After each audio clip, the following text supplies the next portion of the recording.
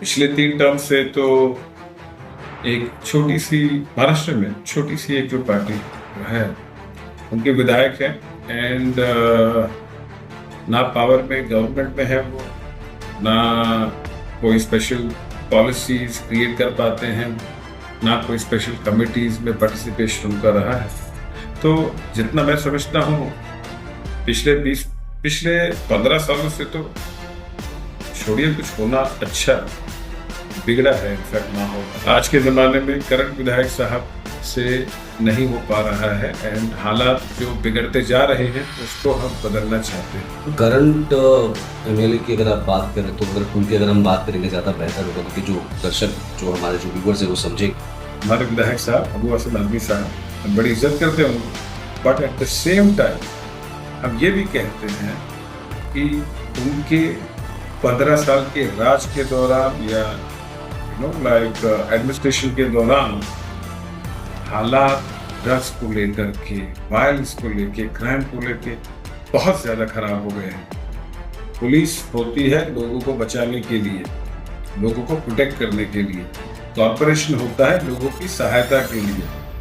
Police भी नहीं करती है हमारे साथ, कॉर्पोरेशन ऐसा व्यवहार नहीं करता है हमारे साथ। तो क्या होना चाहिए सर?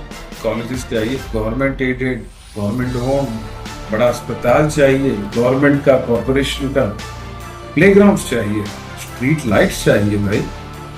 नवाब भाई, आसिफ भाई तो सीनियर पॉलिटिशियंस हैं, सालों से पावर में रह चुके हैं, विधायक हो या मंत्री हो। पर लड़ाई सिर्फ जीतने की गारंटी होती है तो नहीं लड़ी जाती। लड़ाई लड़ी जाती है जज्बातों पे, ख्वाहिशों के लिए, उम्मीदों के लिए। चुनाव बिल्कुल बच चुका है और अलग अलग राजनीतिक पार्टियां जो है मैदान में उतर गई है। मेरे साथ वसीम जावेद है बात करने के लिए। वसीम जावेद जी जो है हर कोई इनको जानता है, क्योंकि जावेद खान साहब जो थे वो एजुकेशन मिनिस्टर थे और बहुत अलग अलग तरीके के काम उन्होंने किए हैं। बहुत बहुत स्वागत है हमारे चैनल पे। थैंक्स सर, आज जिस तरीके से बताया जा रहा है कि आपके जो पिताजी है जावेद खान साहब का बर्थडे था और उसके ऊपर कुछ अनाउंसमेंट हुआ कि आप इलेक्शन की तैयारी कर रहे थे और आप अचानक आपने अनाउंसमेंट किया है। एब्सोल्युटली, इससे बेहतर दिन हो नहीं सकता है कहने के लिए कि इलेक्शन हम जरूर लड़ने वाले हैं, गारंटी। एंड आप लोग सबका सपोर्ट चाहिए, मिल करके जीतेंगे। सर, वजह क्या है? मतलब क्यों आपको ऐसे लगा? इतने सारे बिजनेसेस है, आप कॉलेज संभाल रहे हैं, सारी चीजें, फिर सारी चीजें आप जो छोड़ करके कैसे इलेक्शन लड़ने की तैयारी कैसे कर रहे हैं? जिस किस्म का काम हम करते हैं वो बाय वेरी नेचर सोशल है। हमारे अब्बू ने जो कोशिश की कई सालों पहले, वो ड्रीम जो बाकी रह गई उनकी, वो ड्रीम को पूरा करना मैं चाहता हूं और हम विदाउट फेल करेंगे। अब्बू के जमाने में जो इनिशिएशंस उन्होंने लिया उसको हम आगे बढ़ाना चाहते हैं एंड उसी के लिए हम इस वक्त पे पॉलिटिक्स में आए हैं, ताकि मानपुर के रहवासियों को जिस किस्म का सपोर्ट हमारे अब्बू ने दिया उसी किस्म का सपोर्ट हम कंटिन्यू करें एंड उससे कई ज्यादा आगे बढ़े। सर, एक जो जावेद खान जो एक नाम है महाराष्ट्र की राजनीति में, जिस तरीके से वो मिनिस्टर रह चुके हैं, बहुत सारे काम एरिया में किए हुए, क्या लग रहा है कि उनके जाने के बाद से, जैसे उनके बाद से कितने जो काम थे उसी तरीके से चले या रुक गए या नहीं हो पाए? टू बी वेरी फ्रैंक, अधिकतर काम तो हो ही नहीं पाए कुछ उसके बाद, क्योंकि काम करने के लिए जो समझ, जो कलम की ताकत और जो पावर लगता है वो प्रोफेसर जावेद खान साहब के बाद किसी के पास नहीं था। एंड पिछले 3 टर्म से तो एक छोटी सी महाराष्ट्र में छोटी सी एक जो पार्टी जो है उनके विधायक हैं एंड ना पावर में गवर्नमेंट में है वो, ना कोई स्पेशल पॉलिसीज क्रिएट कर पाते हैं, ना कोई स्पेशल कमिटीज में पार्टिसिपेशन उनका रहा है। तो जितना मैं समझता हूँ पिछले 15 सालों से तो छोड़िए कुछ होना अच्छा बिगड़ा है, इनफैक्ट ना हो। उसके पहले एक आध और कांग्रेस के कार्यकर्ता विधायक आए हैं, यूसुफ अपरानी साहब एक वक्त पे आए थे, सोहेल अशरफ साहब आए थे, जो उन्होंने कर पाया उन्होंने किया जरूर। बट आज के जमाने में करंट विधायक साहब से नहीं हो पा रहा है एंड हालात जो बिगड़ते जा रहे हैं उसको हम बदलना चाहते हैं। सर करंट एमएलए की अगर आप बात करें तो अगर खुल के अगर हम बात करेंगे ज्यादा बेहतर होगा, क्योंकि जो दर्शक जो हमारे जो व्यूवर्स है वो समझेंगे और समझ भी रहे हैं, लेकिन नाम लेकर के बात करेंगे तो ज्यादा चीजें बहुत खुली खुली हो जाएगी। क्या लग रहा है आपको कि इस जो प्रेजेंट एमएलए यहाँ पे हमारे इस शिवाजी नगर मानपुर विधानसभा में क्या फेलियर लगता है आपको, कि क्या फेलियर्स रहा है? जब आदमी के पास कमाल रहता है किसी चीज का तो वो कह नहीं सकता है कि हम क्या करें। हर चीज की जिम्मेदारी उस पर्सन की बन जाती है। हमारे विधायक साहब अबू आसिम आजमी साहब, हम बड़ी इज्जत करते हैं उनकी, but at the same time हम ये भी कहते हैं कि उनके 15 साल के राज के दौरान या लाइक एडमिनिस्ट्रेशन के दौरान हालात ड्रग्स को लेकर के, वायलेंस को लेके, क्राइम को लेके बहुत ज्यादा खराब हो गए हैं। यहां तक कि मैं कई बार कहा हूं हमारी नस्लें खत्म होती जा रही हैं। सो बिगड़ा तो सब कुछ है, और अगर कोई चीजें सुधरनी थी तो वो चीजें शुरुआत भी नहीं हो पाई उन चीजों की। हर आदमी की अपनी लिमिटेशन होती है एंड उस लिहाज से, क्योंकि हमने हमारे अबू के नीचे सीखा है, ना कलम की ना पॉलिसीज क्रिएशन की, एंड इंशाल्लाह कांग्रेस पार्टी के सपोर्ट से ना पावर की कमी रहेगी हमें। तो क्या लगता है आपको कि जो भी जो स्थानिक जो विधानसभा जो एमएलए जो हमारे यहाँ के है शिवाजी नगर मानपुर, ये फेलियर लगता है आपको? ऐसा लगता है कि फेलियर रहे? कई चीजों में कमियां उनकी बहुत ज्यादा है, उसे फेलियर कहा जा सकता है by any standard, and I am sure कुछ चीजों में उन्होंने सक्सेस भी पाई होगी। बट मानपुर जैसे एरिया के लिए उतनी ज्यादा फेलियर, उतनी कम सक्सेस सुटेबल नहीं है। हमें कई ज्यादा सक्सेस चाहिए। कुछ फेलियर्स आई अंडरस्टैंड, बट ज्यादा failures I don't understand. Sir क्या लगता है आपको कि क्या काम होने चाहिए थे जो नहीं हो पाए पिछले 15 सालों में, और जो उसका जो शिवाजी नगर मानपुर का जो इलाका है वो नीचे चलता चला गया? पुलिस होती है लोगों को बचाने के लिए, लोगों को प्रोटेक्ट करने के लिए। कॉरपोरेशन होता है लोगों की सहायता के लिए। पुलिस ये नहीं करती है हमारे साथ, कॉरपोरेशन ऐसा व्यवहार नहीं करता है हमारे साथ। तो क्या होना चाहिए सर? कॉलेजेस चाहिए गवर्नमेंट एडेड, गवर्नमेंट ओन्ड, बड़ा अस्पताल चाहिए गवर्नमेंट का, कॉरपोरेशन का, प्लेग्राउंड्स चाहिए, स्ट्रीट लाइट्स चाहिए भाई, एंड सपोर्टिव एडमिनिस्ट्रेशन चाहिए, चाहे वो कॉरपोरेशन हो, बीएमसी हो, गवर्नमेंट हो। हमें हर हर हर एंगल से, हर पहलू पे सपोर्ट नहीं मिलता है, चाहे वो गवर्नमेंट, क्वासी गवर्नमेंट एजेंसी तो पुलिस कॉरपोरेशन जैसी गवर्नमेंट खुद हो, चाहे वो सपोर्ट हो अलग अलग कमिटीज का। अनफॉर्चुनेटली हमारे एरिया में हमें कुछ नहीं मिलता है। तो क्या बुरा है? ये सब प्रॉब्लम है। तो अभी फिलहाल किस तरीके से अलग अलग लोग दावा करें? नवाब मलिक भी इस लिस्ट में है, फिर एक अपना आपका नाम है, अबू आसिम आजमी यहाँ पे प्रेजेंट एमएलए। कैसा लगता है आपको, कितना टफ रहेगा ये फाइट? लोग क्या चाहते हैं? नवाब भाई, आसिफ भाई तो सीनियर पॉलिटिशियंस हैं, सालों से पावर में रह चुके हैं, विधायक हो या मंत्री हो। पर लड़ाई सिर्फ जीतने की गारंटी होती है तो नहीं लड़ी जाती है। लड़ाई लड़ी जाती है जज्बातों पे, ख्वाहिशों के लिए, उम्मीदों के लिए। और ये हर आम आदमी मानखुर गोवंडी का जानता है।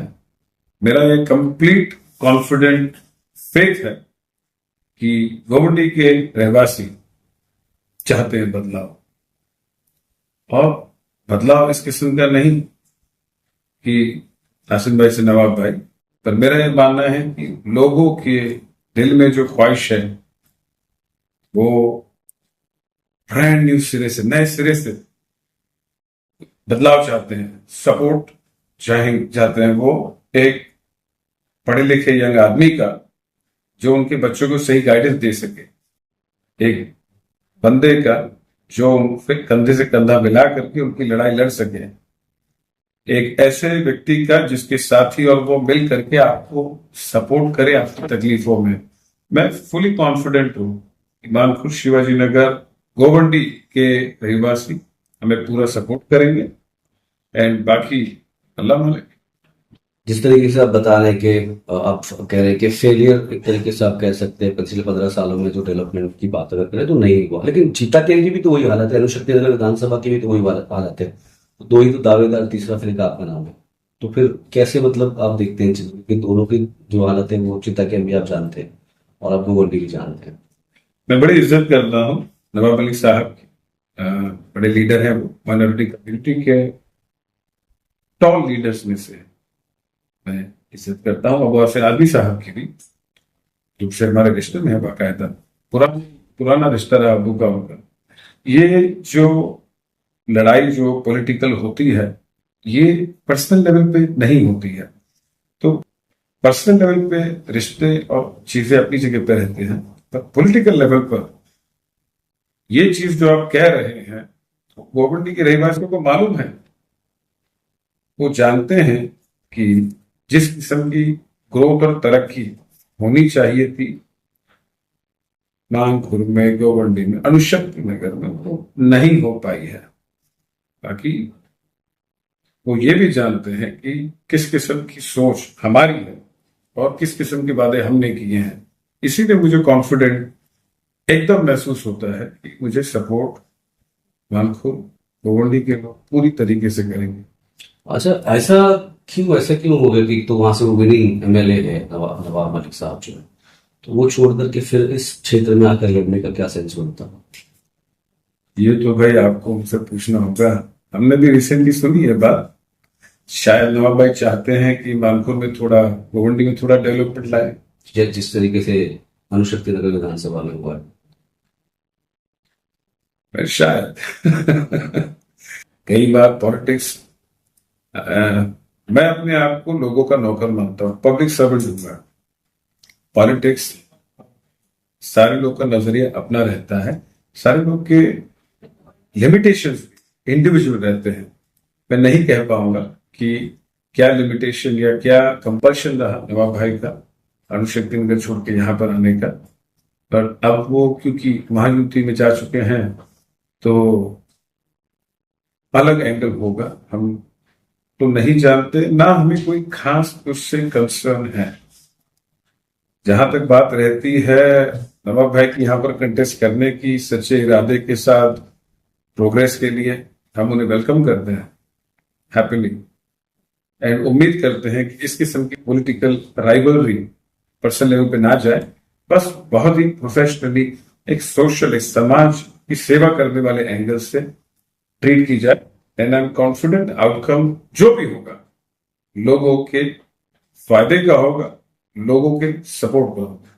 नवाब भाई को कभी देखा नहीं गया शिवाजी नगर के इलाके में, और अभी अचानक से मतलब शिवाजी नगर के एरिया में उनको देखा जा रहा है, तो कैसे मतलब कभी दिखे नहीं और फिर अभी इलेक्शन के ठीक पहले? तो कैसा है, क्योंकि अणुशक्ति नगर और मानपुर शिवाजी नगर सिंगल कॉन्स्टिट्यूएंसी हुआ करती थी, तो दोनों की जड़ें बहुत सिमिलर है। At the same time composition constituency का अलग है। उसके साथ आप देखेंगे तो अणुशक्ति नगर में काफी इंडस्ट्रीज वगैरह भी है, मानपुर में थोड़ा कम है, of the medium and large scale. तो जहां तक बात रहती है, ऐसा नहीं है कि नवाब भाई को अंडरस्टैंडिंग कोई कम होगी एट ऑल, क्योंकि बगल में ही अणुशक्ति नगर रहा और बेस सेम रही, तो उन्हें कॉन्फिडेंस उसी बात का लेके होगा कि एक सिमिलैरिटी है, तो इसीलिए। बट फर्दर कंपल्शंस क्या हो सकते हैं उनके अलायंस की वजह से या कुछ और, ऐसा इससे मैं ज्यादा नहीं कह पाऊंगा इसको, बट अगर आपको पता चलेगा तो हमें जरूर बताना।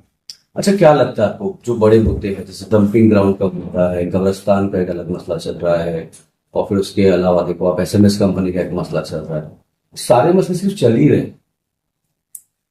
एक टर्म नहीं, हमें 1 साल चाहिए। 1 साल के अंदर उखाड़ के फेंकने की क्वालिटी और जिद हमें है, चाहे वो डंपिंग ग्राउंड की बात हो या चाहे वो एसएनएस की बात हो। जहां तक बात रहती है कब्रिस्तान की, 100% मानपुर को जरूरत है एडिशनल स्पेस की, उसको लेकर के कहां पर क्या अवेलेबिलिटी बैठ सकता है, वो देख करके जरूर इसमें काम किया जाएगा और जरूर सक्सेसफुली किया जाएगा। पर जैसे कि मैंने कहा, एक साल में हम निकाल के फेंक देंगे डंपिंग को, वो हम कॉन्फिडेंट है प्रोसीजर एक सर्टेन पॉइंट पर पहुंचा हुआ है।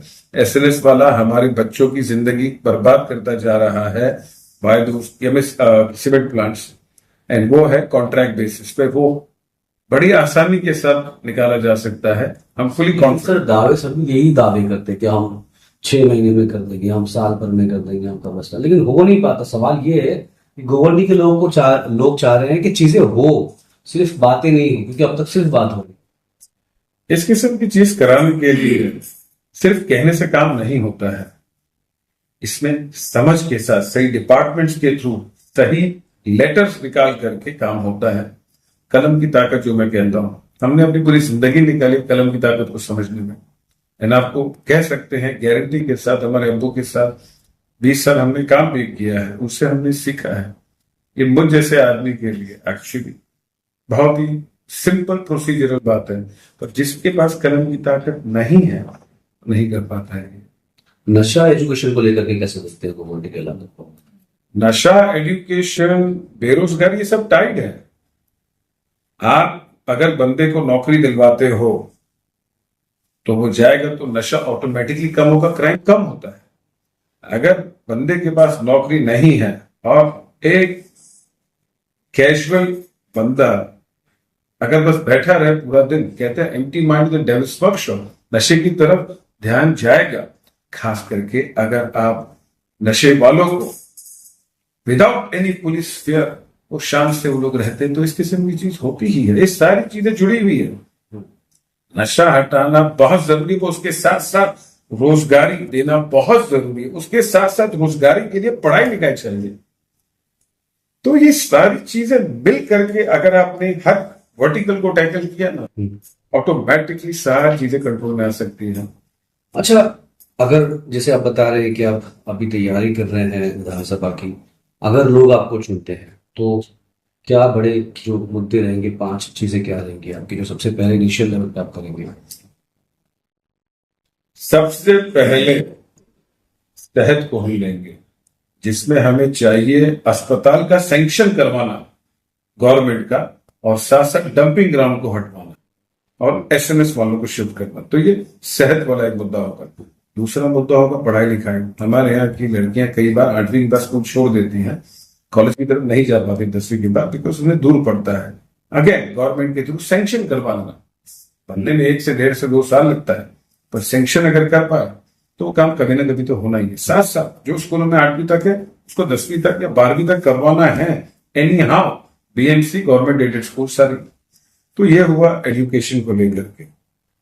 उसके अलावा फिर जहां तक बात आती है जॉब्स की, सैनिटेशन, साफ सफाई, रेगुलराइजेशन, गवर्नमेंट की तरफ से activities and support, subsidise rates पे टेस्टिंग, एक्सवाइजेड, वो सब चीजें तो सारी होते रहेंगी। पर सेहत और पढ़ाई लिखाई के ये 2 वर्टिकल्स को लेकर के हम जड़ तक चले जाएंगे लोगों की भलाई के। अब वहां से बुनियादी तौर से उनकी जिंदगी बदलने की कोशिश करेंगे इंशाल्लाह।